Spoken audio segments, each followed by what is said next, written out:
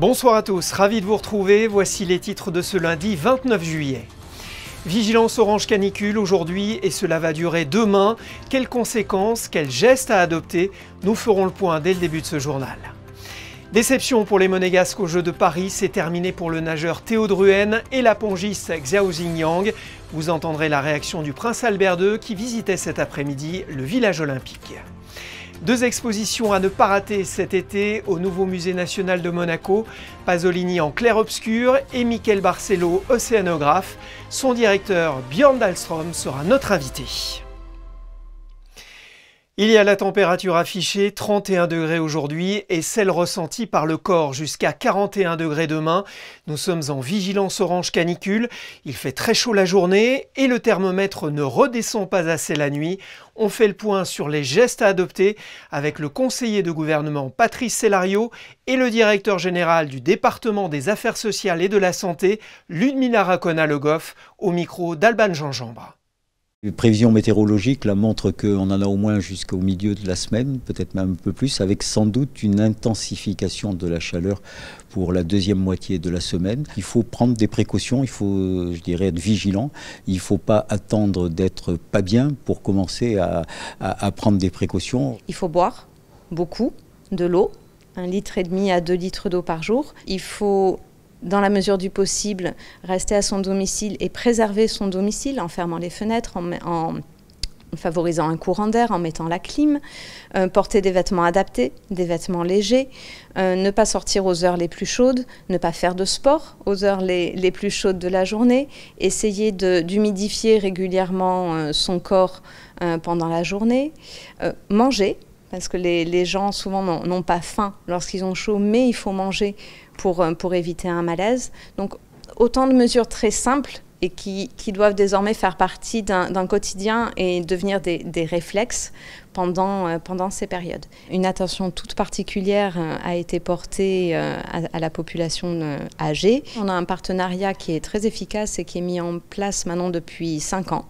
entre le Centre de coordination gérontologique, qui est une structure placée sous la responsabilité du département des affaires sociales et de la santé, la mairie, et les professionnels qui interviennent au domicile des personnes âgées. L'idée, c'est d'avoir un suivi très personnalisé avec les professionnels du centre qui, en cas d'alerte, peuvent appeler la personne, peuvent appeler la famille et peuvent également, si besoin, faire en sorte que les secours se déplacent le plus rapidement possible au domicile.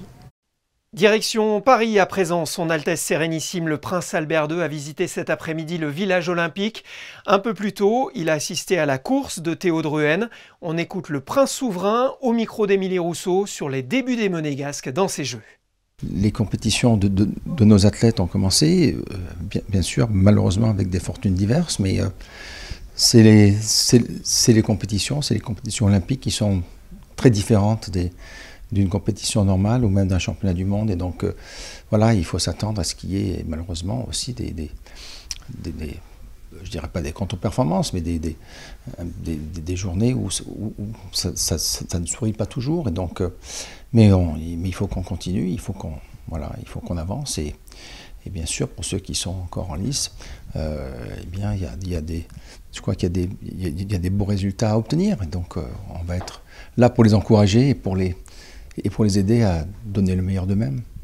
Xiao Xingyang et Théo Druhen espéraient mieux. La pongiste a été battue en 32e de finale par la Tchèque Anna Matelova, 4-7-2. Quant à Théo, il termine 7e de sa série sur 800 mètres nage libre. On l'écoute. Je me suis bien senti dans l'eau. C'était vraiment dès l'échauffement, c'était des belles sensations et tout. Malgré des 3 jours compliqués là, aux entraînements.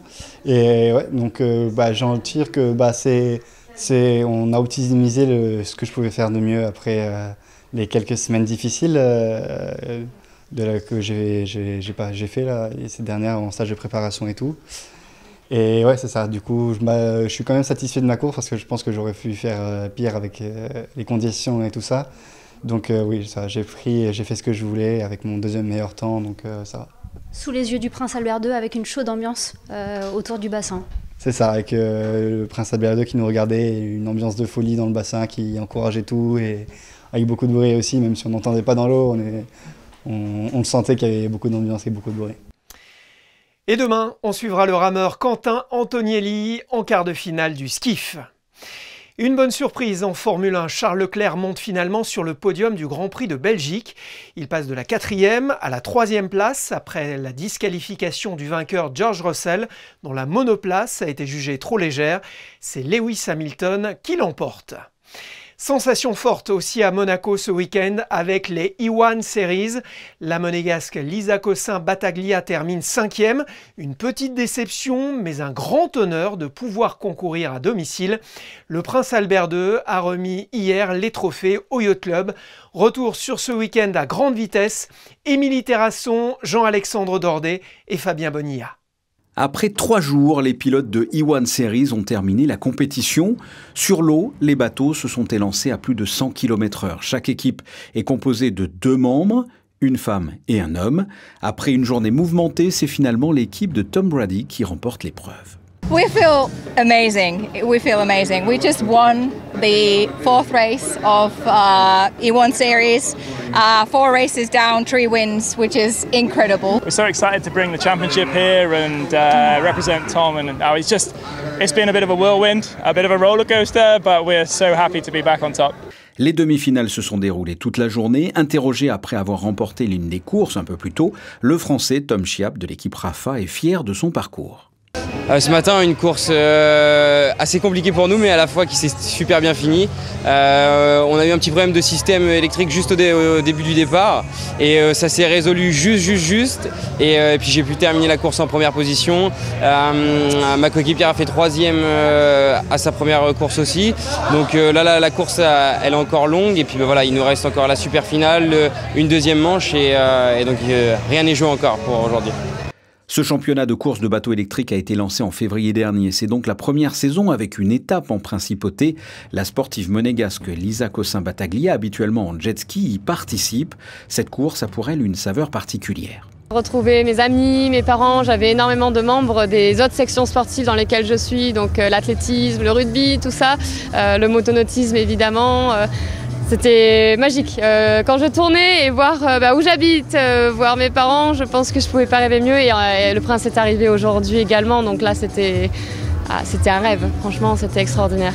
La compétition E1 Series se poursuit. La prochaine course aura lieu le 24 août en Italie, au lac de Comme. On part à présent à la découverte de 2 expositions au nouveau musée national de Monaco. Pasolini en clair-obscur à la Villa Sauber et Michel Barcelo, océanographe, à la Villa Paloma. Le directeur du NMNM, Björn Dahlström, nous en dit plus sur cette programmation de choix. Il est interrogé par Maclor Babutulua.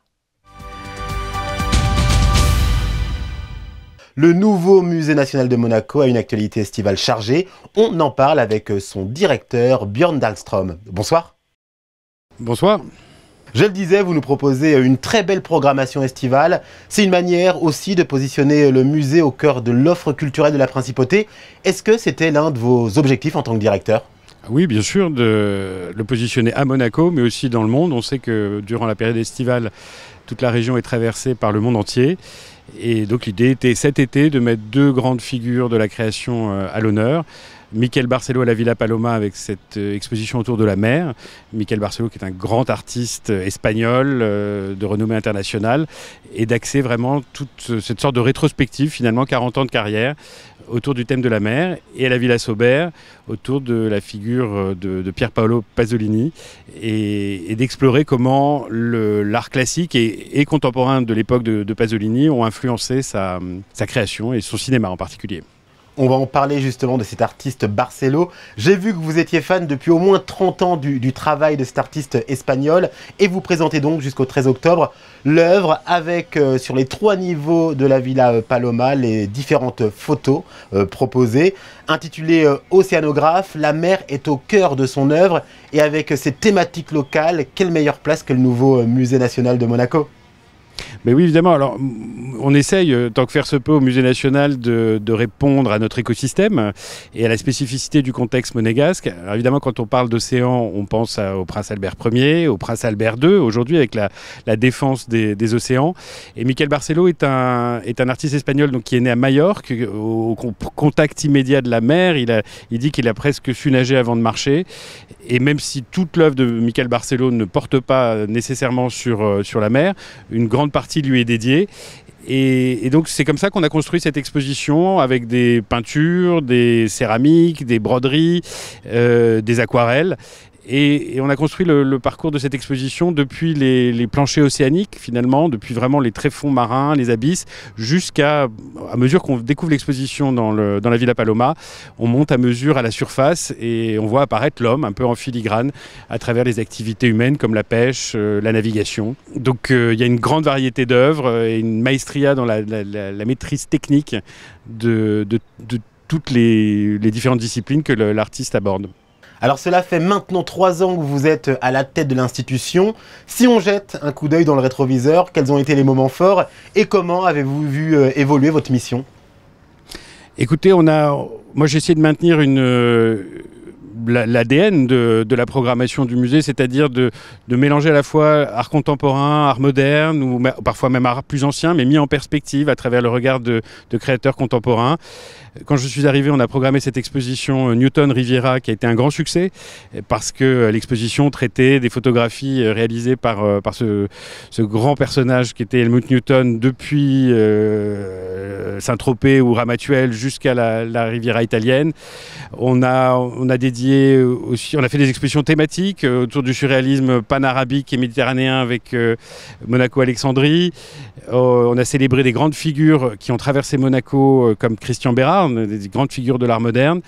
Donc voilà, on continue à s'inscrire, à la fois d'apporter des artistes comme Francisco Tropa, par exemple cet artiste portugais qu'on présentera au mois de décembre, qui sont un peu plus éloignés de notre écosystème méditerranéen, mais aussi de célébrer encore une fois la région et l'histoire de Monaco qui a accueilli un grand nombre d'artistes et ce que nous continuons à faire. Donc, en gros, voilà, je suis fidèle à cette tradition des expositions au Musée national.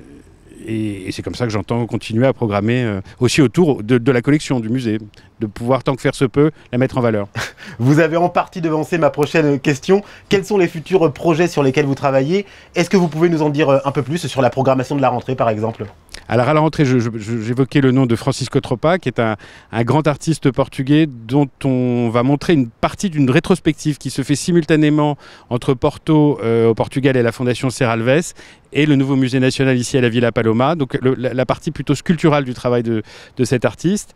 Ensuite, l'été prochain, on présentera une exposition qui s'appelle Les années folles de Coco Chanel et de mettre l'accent sur les années 20 de Coco Chanel en gros, et notamment sur la Côte d'Azur puisqu'elle habitait à quelques kilomètres d'ici à Roquebrune, Cap-Martin, et de montrer l'effervescence incroyable des années 20 et de cette personnalité qui a aussi collaboré avec toutes les disciplines, les ballets, évidemment la mode. Et puis à la Villa Sauber, on présentera une exposition qui établit un dialogue entre botanique et art plastique. Une exposition qui s'intitule Cactus, qui a été initiée par le musée Yves Saint-Laurent de Marrakech et qu'on accueille ici dans un contexte botanique aussi très important avec la réouverture du jardin exotique et toute la tradition botanique qu'on connaît bien sur la Côte d'Azur. Donc voilà, toujours une idée de transversalité. Voilà, encore une fois, la mode, la botanique et les arts plastiques évidemment. Merci Björn Dahlström d'avoir répondu aux questions de Monaco Info. Merci beaucoup. Les notes de Catalani et Schubert ont résonné vendredi soir et hier soir dans la cour d'honneur du Palais Princier. Le grand chef italien Riccardo Muti a dirigé l'Orchestre Philharmonique de Monte-Carlo. C'était une grande première. Le reportage de José Sacré, Jean-Alexandre Dordet et Clélia Renaud. L'un des plus célèbres chefs d'orchestre au monde et l'un des meilleurs, le maestro Riccardo Muti, est ce week-end à Monaco pour diriger pour la première fois l'Orchestre Philharmonique de Monte-Carlo. C'est vendredi 26 et dimanche 28 juillet dans la symphonie numéro 9 de Schubert et Contemplazione d'Alfredo Catalani, un compositeur italien natif de Lucca comme Puccini, Boccherini et Geminiani.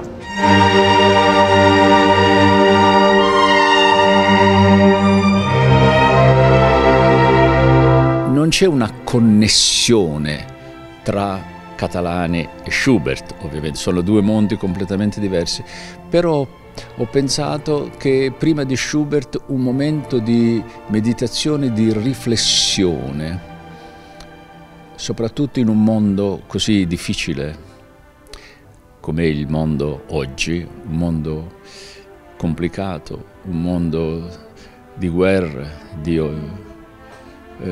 bambini che muoiono, armi, il caos. Quindi questa contemplazione può significare la contemplazione del bello, dell'armonia, di cui noi abbiamo veramente oggi bisogno.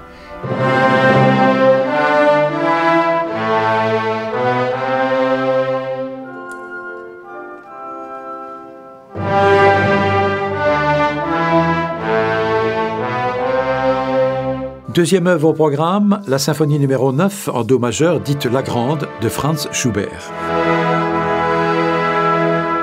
Schubert è la porta di Johann Strauss. Schubert porta, dentro c'è tutta l'atmosfera della Vienna malinconica, tragica, sorridente, e c'è anche molto l'influenza di Rossini. Tant'è vero che Schubert ammirava Rossini e ovviamente Rossini ammirava molto Schubert. Quindi dal punto di vista stilistico è una sinfonia molto impegnativa, una sinfonia molto lunga, è una sinfonia che Robert Schumann, diceva è la sinfonia della divina lunghezza, perché l'arcata è molto, molto lunga e richiede una grande partecipazione dell'orchestra, quindi in un certo senso è una sinfonia tra le più impegnative, più difficili.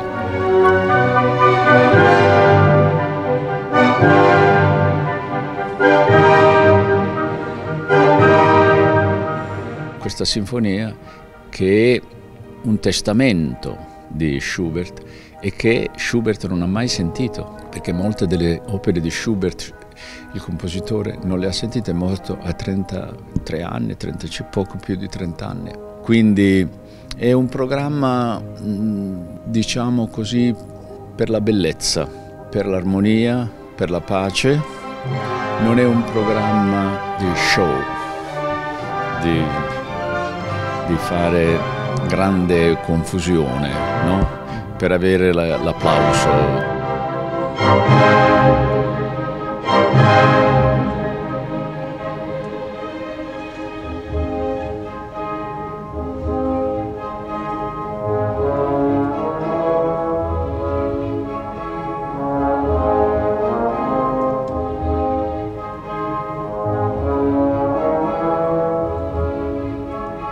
Quindi è una bella esperienza in un momento molto faticoso di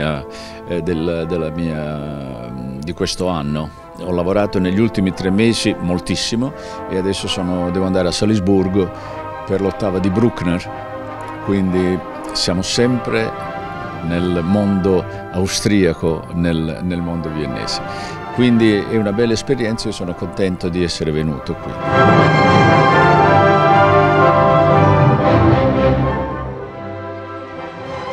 Un programma che fa parte della mia storia interpretativa, della mia storia musicale e che ormai è abbastanza lunga e quindi speriamo di dire a un certo punto basta, finito. Pas tout de suite, maestro. En effet, après la 8e de Bruckner à Salzbourg, vous dirigerez notamment l'Orchestre Philharmonique de Vienne dans le prestigieux concert de Nouvel An 2025, et cela pour la 7e fois, un record. Nouvel invité, nouveau podcast de Monaco Info. Geneviève Berthy reçoit Valentina Coleman du Monaco Women Forum au prix Monte-Carlo Femme de l'année jusqu'au Festival de Street Art. Elle ne manque pas de challenge et de projets. C'est un endroit prisé l'été et encore plus en ce moment avec les températures caniculaires. La digue du Port Hercule, réaménagée récemment, cet espace offre un panel d'activités variées comme l'ont constaté Sarah Inkari et Arnaud Imbert. D'un côté, les paquebots, de l'autre, les vacanciers et les promeneurs. La digue Régnier 3 a grandi en 2002 grâce à une partie flottante fait l'unanimité à Monaco. Et ce touriste originaire d'Argentine n'est pas déçu du voyage. It's quite beautiful. It's quite hard to find the way through Monaco, but now that I have a full view of the country, actually, it's beautiful. Yeah, it's what I imagine. Et puis, il y a les courageux qui, même lorsque le thermomètre s'affole, ne dérogent pas à leur séance de sport. C'est comme un besoin, là. Le sport, c'est comme une drogue. Mais la drogue, là, je la fais parcimonie parce que j'ai plus 20 ans. Mais je m'entretiens. Il y a vraiment tout ce qu'il faut pour travailler, aussi bien les jambes que les abdominaux. Et depuis que j'ai découvert cet endroit, qui est pour moi la plus belle salle de sport du monde, c'est magnifique. J'adore venir. Pas seulement pour faire du sport, mais pour regarder la vue qu'on a déjà, et ensuite se ressourcer. Pour se ressourcer, ces berlugans ont plutôt opté pour un bon livre face à la Grande Bleue. À Beaulieu, nous avons des plages très agréables, notamment à Cap Ferrat. Mais Monaco, c'est autre chose parce que d'abord, on a l'impression de se baigner en pleine mer, compte tenu de la profondeur de l'eau, d'une part. Et d'autre part, il y a énormément de jolis poissons qu'on ne trouve plus, malheureusement, ailleurs. La faune est en effet particulièrement riche, comme nous le confirme ce Niçois, passionné de pêche. On a l'habitude de venir souvent la saison de juillet-août. On aime bien venir pêcher ici parce qu'il y a quand même des gros poissons, donc on se régale. Qu'est-ce que vous avez eu ce matin? On a eu un beau barracuda et quelques petites dorades qu'on a données à notre ami qui est parti. Et d'ailleurs, sachez que cette zone du littoral fait partie de l'aire marine éducative de Monaco. Par définition, elle est gérée de manière participative par des élèves de la principauté qui ont pour mission de la protéger. Et voyant le temps qu'il fera demain, bonsoir Alban Gingembre, la canicule persiste. Bonsoir à tous, bonsoir Sébastien. Vous nous le rappeliez en début de journal, nous sommes en vigilance orange canicule. Il va donc continuer de faire très chaud en principauté. Demain, le soleil brille toute la journée, pas une brise de vent pour vous rafraîchir.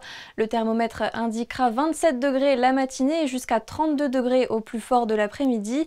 La chaleur se fera ressentir, pensez bien à vous protéger et à vous hydrater. Et en ce mardi 30 juillet, ayez une pensée pour toutes les Juliettes. Merci Alban, cette vague de chaleur, Stéphane Dana l'a captée avec son objectif. On se quitte avec ses clichés. Excellente soirée, à demain.